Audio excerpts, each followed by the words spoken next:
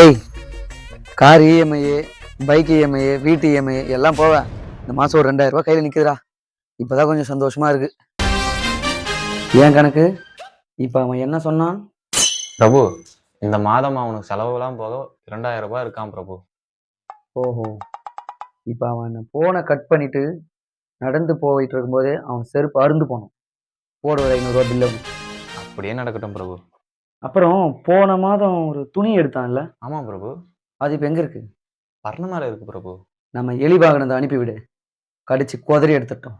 அதுல ஒரு 1000 ரூபாய் கணக்கு போடு. அப்படியே நடக்கட்டும் பிரபு. அவனுடைய வாகனம் எங்க இருக்கு?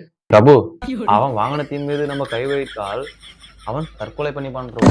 ஏன் அவனுடைய வாகனத்தில் கை வைக்க வேண்டாம் என்று சொல்கிறீர்கள் கணக்கு? ஆமா பிரபு, போன மாதமும் அது முந்திய மாதமும் அந்த வாகனத்தின் மீது தான் நம்ம போட்டோம். காயலாங்கடைக்கு போற நிலைமையில் தான் இருக்கு. எனக்கு இன்னும் மீதி எவ்வளவு இருக்கு? 500 ரூபாய் இருக்கு பிரபு. 500 ரூபாய் இருக்கா? சரி, கைபேசியை உடைக்க முடியாது, அதனால அதன் மேல இருக்கும் அந்த கவரை மட்டும் உடைத்து விடு. அப்படியே நடக்கட்டும் பிரபு. டீ சாப்பிட்டு வந்துடுறேன். ஐயோ, இப்பதான் சொன்னேன், செருப்பா இருந்து போச்சு. சை, ஆரம்பமேவா?